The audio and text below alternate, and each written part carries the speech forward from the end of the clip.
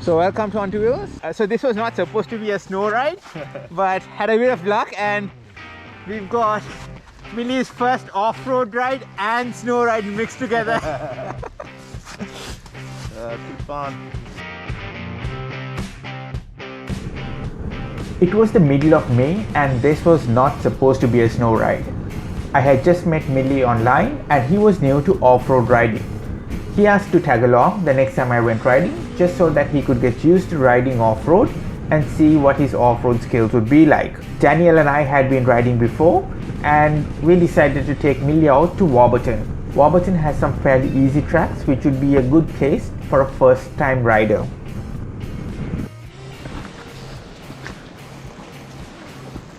How does it look from the behind? Do I So- look like I'm gonna fall anytime or I don't think you look... holding on? So it's not that you look like you're gonna fall, but something I noticed is that you're standing upright, right? So you can just stand with a slight bend in your knees, so that you hit a bump. Your knees can kind of easily it's flex like and kind of get more suspension out of it. Same with your elbows, just supposed to keep it a little bit bent, just so that your body doesn't stay firm and become a weight on the suspension. Takes the shock a little bit. Yeah, it's a combination of suspension and body movement to make it just a more smoother ride, really. The point with stand-up is not to put weight on the bike anyway. So if I'm like stiff standing up, it doesn't make any benefit. Exactly. Nah, yeah, exactly, yeah. And like grip the tank with your knees. That's like that works a lot.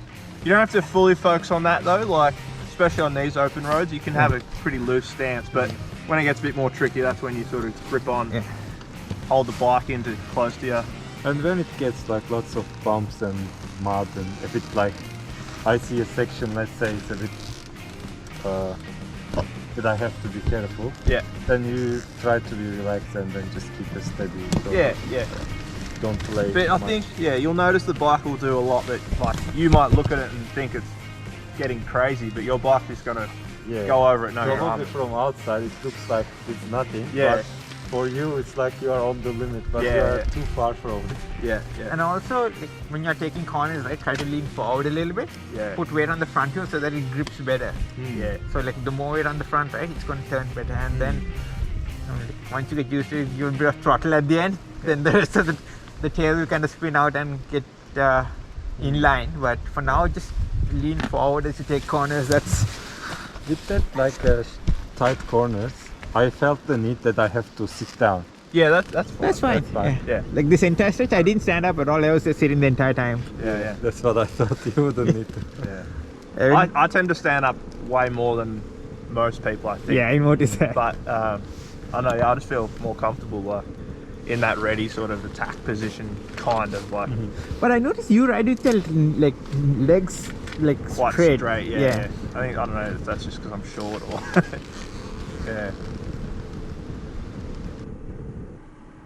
As we headed towards Donabuang, we started to see snow. This was a turning point for what's to come.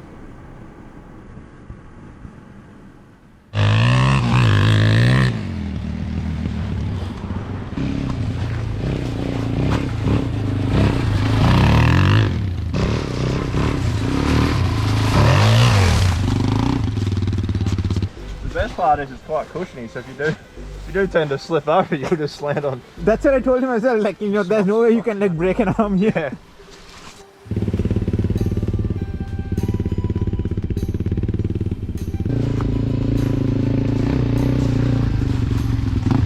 So this ride was not supposed to be a snow ride. It was starting at Warburton. We headed through, what was that road again? The old Don Road up to the junction of Donabuang. And now we're near the summit of Donabuang. So we are now going to head towards Akron's Way, then Fleggings Road, and then towards High Plains Road, which is pretty much generally a snowy road. And we should see a fair bit of snow there. And from there we'll head to Marysville. And from Marysville, I've seen a couple of tracks that head. So it turns off at the start of Lake Mountain Resort. Yeah. Kind of takes like a dirt track and can come back to the Marysville town. Yeah. If you got the time, you can probably try that as well. Yeah. But yeah, depends on how the right after that goes. So we've got a fair bit of snow that we didn't expect. So we expect a bit more snow at Paradise Plains as well. So let's see how it goes. So this is Millie's first off-road ride. His objective was to get familiar with the dirt, but he's getting familiar with the snow as well. A good learning plane. Got it? How is it? It's good. A bit scary, but good. It's supposed to be a bit scary. Yeah. Yeah? Shall we head off? Yeah. Alright. So we're now heading off Akron's way to Paradise Plains.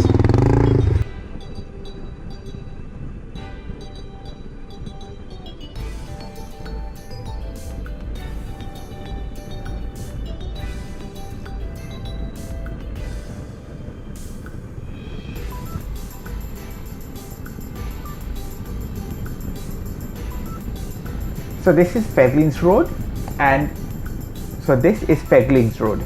I haven't been on this road in about a year, and since I was on this road last, it seems to have been graded. It's as smooth as it could be, easily doable in even a car. So not really the off-road challenge that we thought it might be.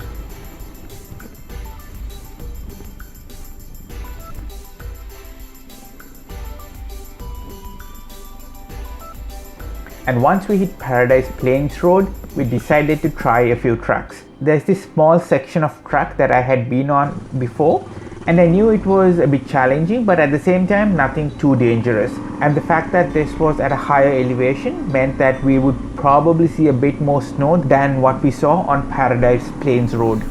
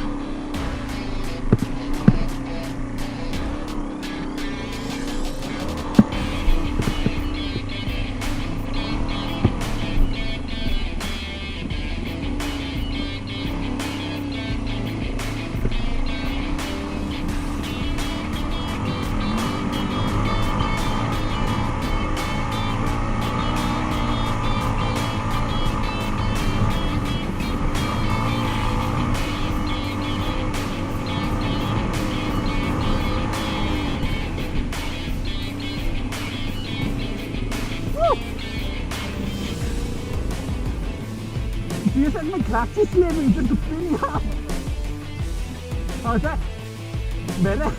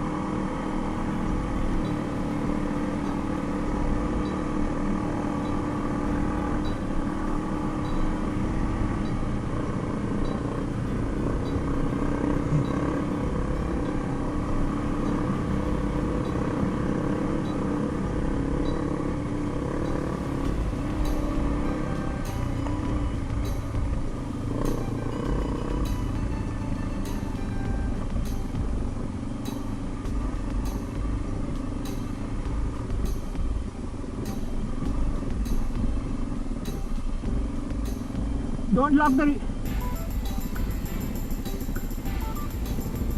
don't lock the rear, just go with the flow. Just find the path, right? Just keep going. Don't let the rear wheel lock. Then you gotta start retailing.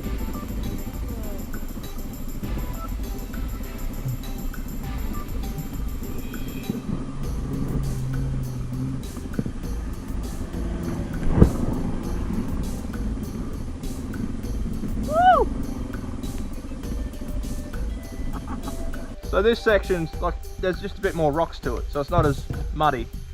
So there's definitely gonna be more grip under the tyre. Should I follow the snowy part, the grass part again, or?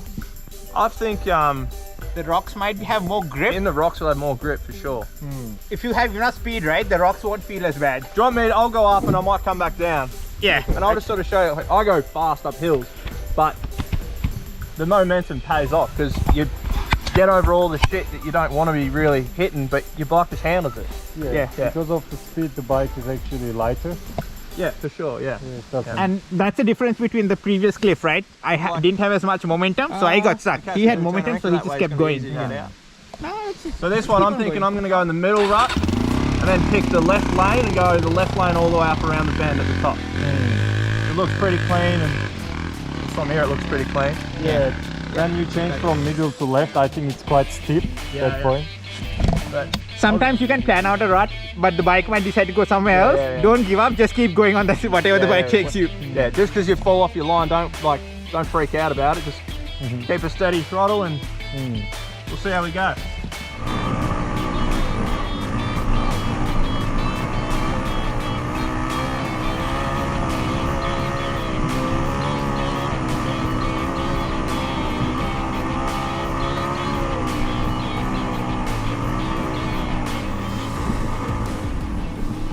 That's it.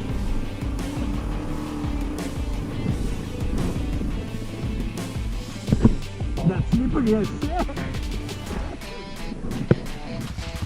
Right. Oh.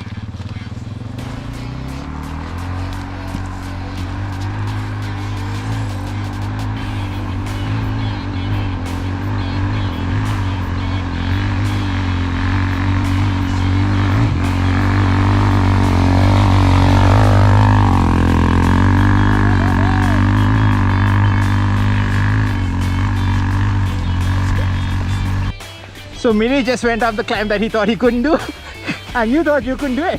Yeah, like at some stage, you know, where you left the rocks and then went to snow, bike did the same. Yeah. And I just remember you said like just keep going. Yeah. Otherwise I would hesitate and then No. get stuck. It looked like you didn't hesitate at all, and you just powered through it all. Yeah. Yep. Wow, yeah. That's a good effort. If you wouldn't do it, if you wouldn't be here, I wouldn't even like try it. Yeah. That's so good. Your first actual sort of hill climb on the dirt. And the snow. In snow. This is a lot harder than dirt, by the way. So the second hill was a bit tougher. It was deep ruts which you need to stay in, and because the ruts were a bit too deep, you couldn't get out of the rut if you get in, and I didn't want to risk coming off the bike, so I stayed in the rut and went all the way up. I was lucky enough to not come off and pretty much maintain that small line. When I turned back, Millie had come off, so it would have been pretty challenging to stay in the rut if we weren't prepared for it, and I don't think he was. So he's gone all the way back to the bottom again, and he's giving it a second go. All right.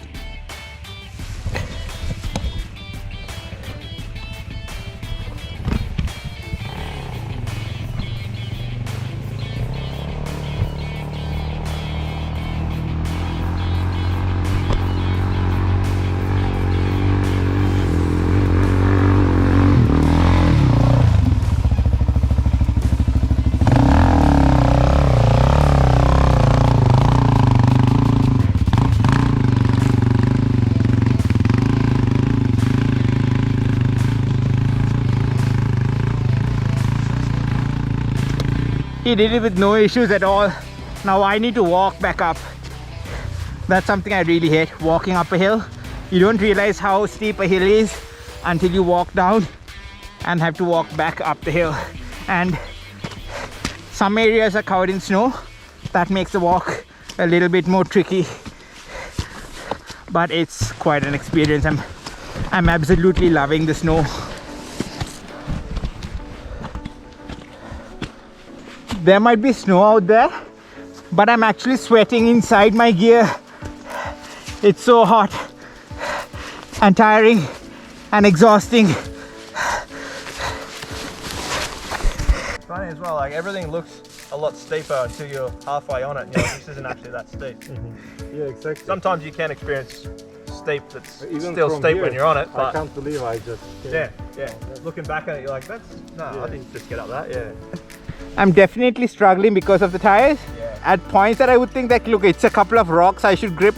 Yeah. It just doesn't. So we finally get back on the road and head towards Marysville. Literally just moments before I got onto the tarmac, I felt something very strange in my clutch. The clutch would not pull in completely. I was afraid that I might have snapped my clutch cable, but that's not possible because the lever felt tight. Then I thought that it could be the inner cable itself that had kind of spliced out and was jamming on the inside, which would have been just as bad. I was literally shifting gears without the clutch. I had got myself up to 5th gear and hoped that I could reach Marysville without an issue. My plan was to park the bike in Marysville, maybe call someone to come pick me up, or if possible catch a ride back to Melbourne with someone and come back to pick my bike up. So there's a lot of things running through my mind, and breaking down so far away from home is never an easy experience. I had been through it once before and I was lucky that there was someone who could take me home back then. But this time around I wasn't sure what I could do. I figured I'll go to Marysville and investigate to see what was actually wrong with my clutch. So I just realized why my clutch was feeling funny on my way down. There's a pebble that's gone and gotten stuck where the clutch leer cable connects. That little pebble over there, that piece of rock, prevents the clutch from being pulled completely. Luckily it's nothing wrong with the clutch itself, so I'm just going to try to push that pebble out and it should be fine. There we go. So this is what was stuck between the clutch lever and the engine case. Had me scared for a while. So we've reached Marysville now and taking a quick break. Coffee and a pie? Yeah, definitely. Yeah, got about 80k of riding. Pretty good mix. Some tarmac, compact gravel, loose mud, climbs, and snow. Really? What is the most enjoyable part? Let's start with that. The most enjoyable part is, I think, that I did things that I would never do by myself. Yeah. I would be too scared. But because I had courage, I think it helped me a lot. Definitely. Like, I didn't. Now you know what you're capable of for the next time. I am still probably hesitant, but not as much as the beginning.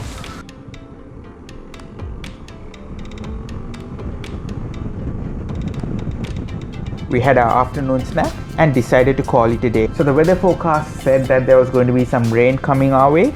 Riding off-road in the rain is not always very fun, and we had a good experience, and we'll call it a day while we were at a high. We took the usual Black Spur Road back to Melbourne.